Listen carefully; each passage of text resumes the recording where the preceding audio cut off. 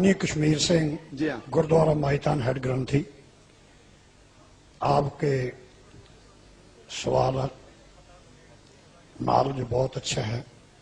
मेरा एक आपके धर्म के बारे में परमंती है कि आपका धर्म हमारा धर्म शब्द का पुजारी है।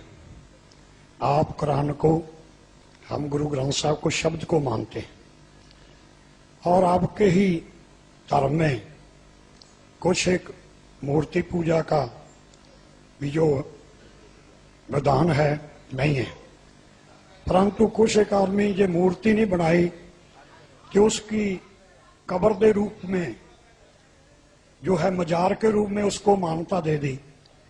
आप मूर्ति खड़ी पूज लो और पड़ी पूज लो, तो एक बात ही है, क्या ये जो है धर्म के उल्ट नहीं है? इस बारे आप रोशनी पाएंगे। भाई साहब ने अच्छा सवाल पूछा और हम इस सवाल को दोहराएंगे। अगर सवाल को समझने में कुछ गलती होगी तो आप सीधा कर लेना। भाई साहब ने पूछा कि बुत परस्ती गलत है, उनके मजहब में भी गलत है, हमारे मजहब में भी गलत है। आप बुत को उल्टा पूजो या सीधा पूजो, तो मजहब को पूजना सही है क्या नहीं, वो आपका सवाल था। मजार पे जाना सही है क्या गलत है? भाई साहब ने बहुत अच्छा सवाल पूछा। इसीलिए मैं कहता हूं कि इस्लाम को जानने के लिए मुसलमान को मत देखो, कुरान और हदीस को देखो। कुरान में कहीं भी नहीं लिखा हुआ है कि मजार बनाओ। यहां तक कि अल्लाह के रसूल मोहम्मद सल्लल्लाहु अलैहि वसल्लम ने कहा कि कोई भी कब्र पक्की नहीं होना चाहिए, अगर पक्की है तो उसको जमीन से नष्ट करना चाहिए। सही बुखारी की हदीस है कि अगर कोई कब्र पक्की है तो उसे जमीन के लेवल पे लेके आना चाहिए। मजार को पूजना गलत है, हराम है। मैं जानता हूं कि कई मुसलमान अनजाने में इल्म की कमजोरी की वजह से वो मजार पे जाते हैं। और मेरा ये कहना है कि बहुत सा कल्चर जो है, ये कल्चर हमारे जिंदगी में आ जाता है। और हमारे बाप दादा पहले कहीं ना कहीं हिंदू तो होंगे, तो हमारे बाप दादा जाते थे मंदिर, तो अभी जा रहे हैं मजार में। आस्ते आस्ते तब्दीली आ रही। तो मेरी दरखास्त है कि अगर आप इस्लाम इन भाइयों से जो मजार जाते हैं, मुसलमान भाइयों, मजार पे जाना बिल्कुल गलत है। मोहम्मद सल्लल्लाहु अलैहि वसल्लम ने कहा कि आप कब्र पे जाओ।